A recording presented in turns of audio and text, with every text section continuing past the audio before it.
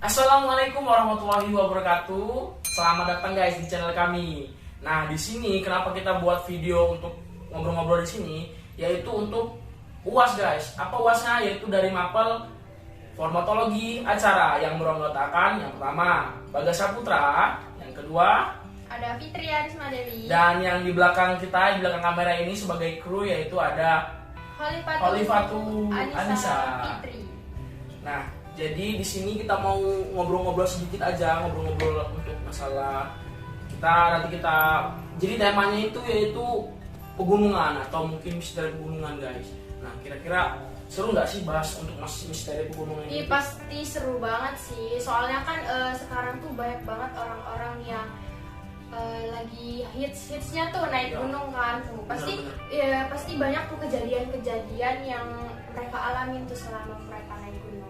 Iya, benar sekali. Nah, jadi untuk narasumber di sini yaitu sahabat kita sendiri guys. Nah, kalau misalnya kalian mau tahu, kita langsung undang aja biar kita langsung ngobrol-ngobrol yang sama sudah berpengalaman. Bener nggak? Ya bener banget. Kita panggil aja guys sahabat kita yaitu Fajar. Silakan Fajar.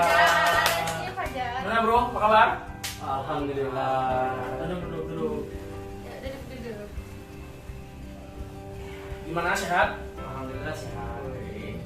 Jadi di sini kita mau podcast ya, Bang Fajar aja ya manggilnya ya.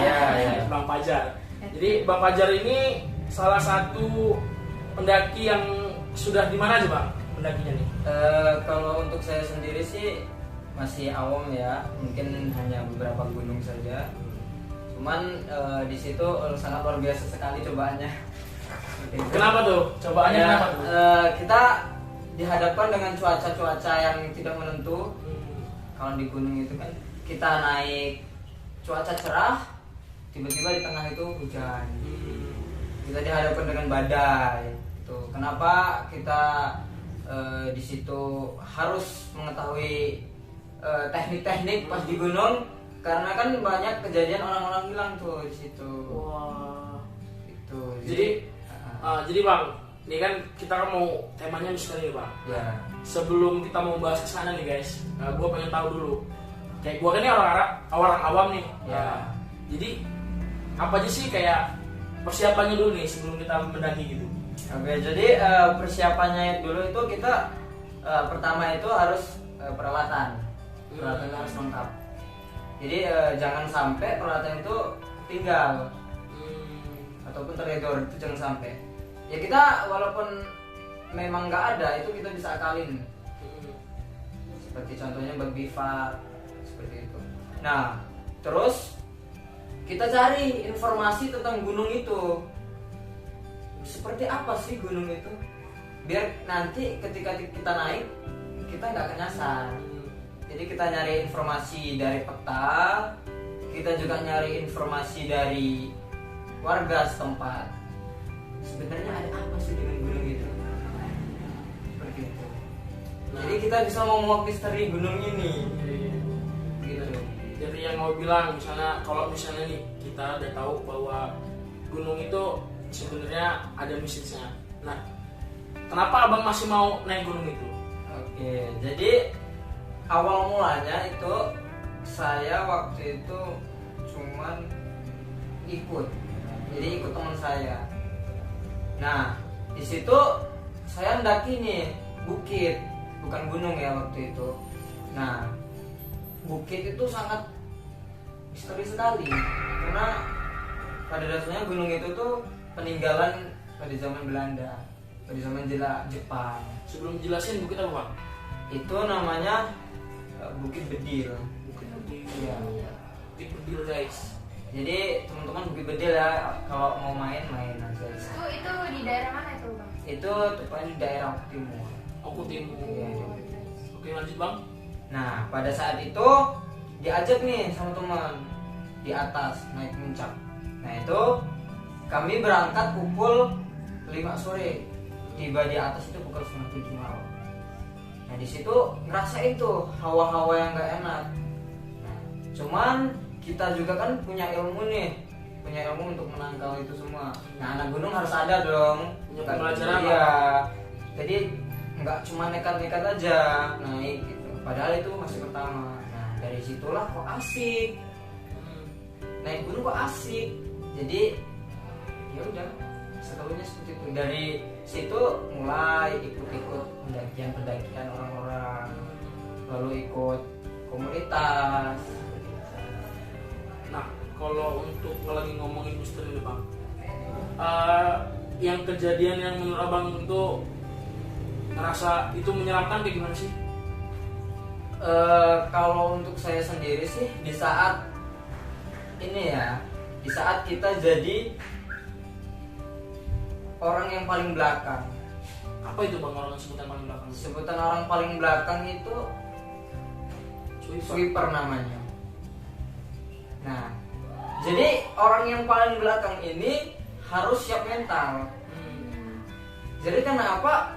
Karena ketika kita naik ada salah satu teman kita yang nggak kuat, nah itu sweeper itu nggak boleh maju, harus menunggui gitu. Nah itu di sweeper itu biasanya banyak sekali cobaan ya. Jadi ada suara-suara makhluk-makhluk itu biasanya yang di hantu itu sweeper. Soalnya dia orang paling belakang. Di belakang itu nggak ada orang lagi.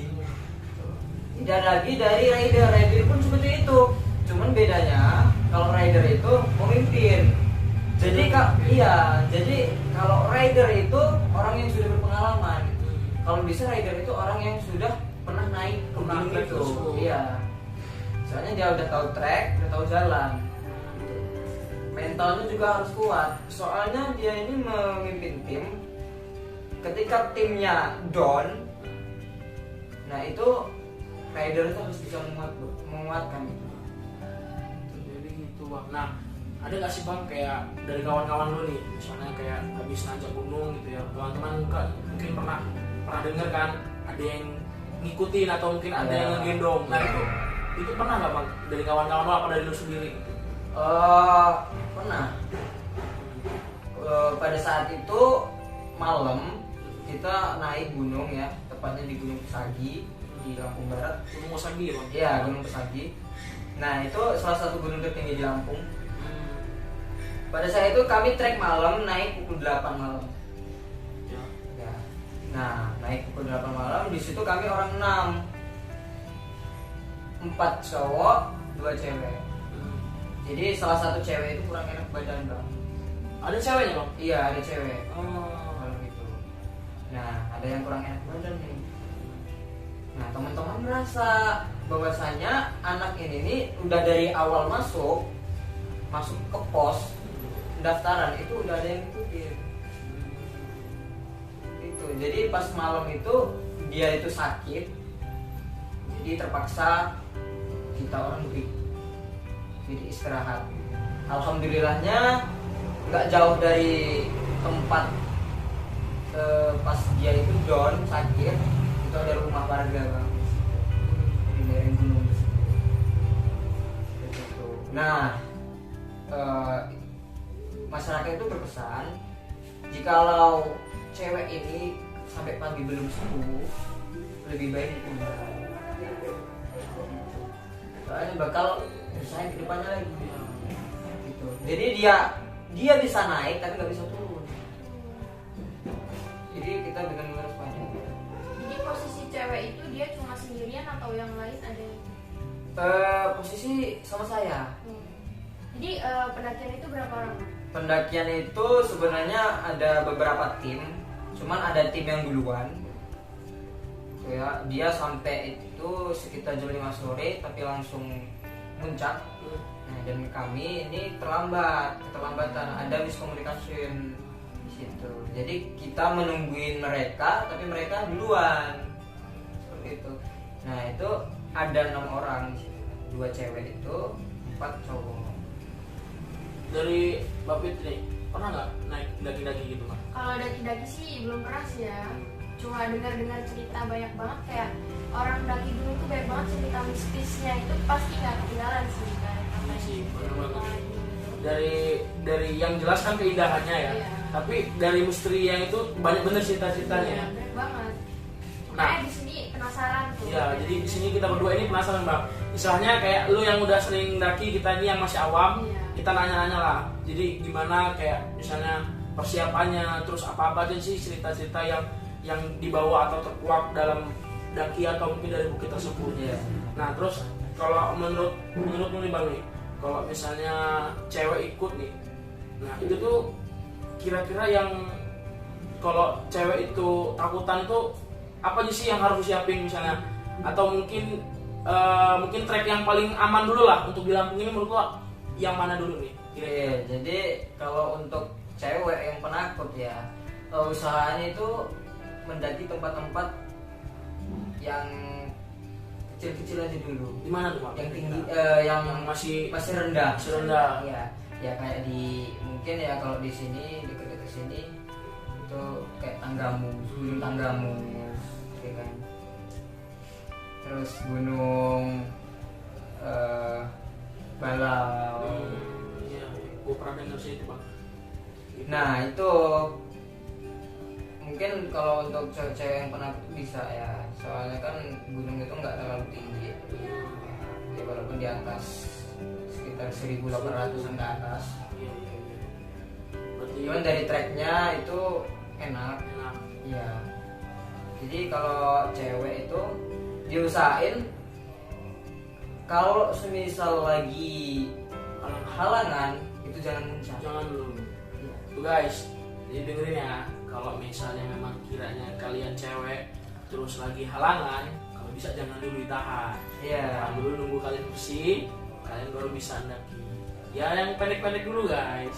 Itu dari abang kan kita sudah persiapan, baik dari persiapan perlengkapan, persiapan mental juga Bang ya. Iya, pasti. Mental, terus tubuh juga kan, fisik Oh, itu iya, harus pasti. bener-bener disiapin.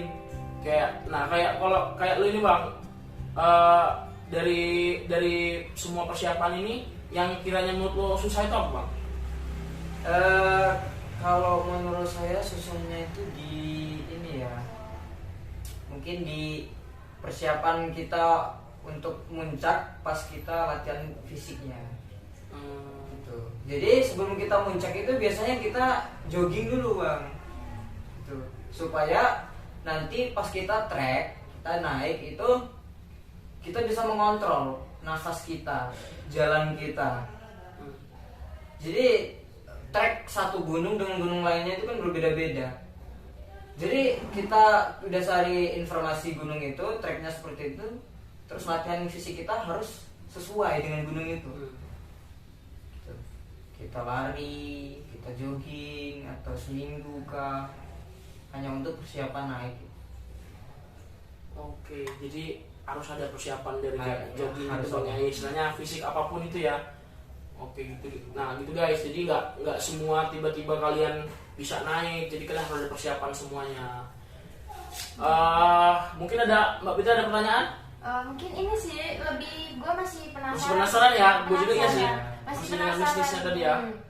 Itu lo ada nggak sih Bang kayak kejadian lo lihat penampakan atau ngeliat apa gitu di saat pendakian itu?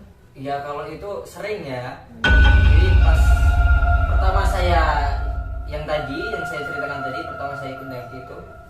Nah itu ketika saya di puncak, ya di situ kita mulai nih mencium bau-bau wangi, bau-bau minyak wangi, kan? Bau-bau melati. Nah, pada awalnya memang nggak kelihatan. Gitu kan. Nah, teman-teman pada panik nih, ini bau apa?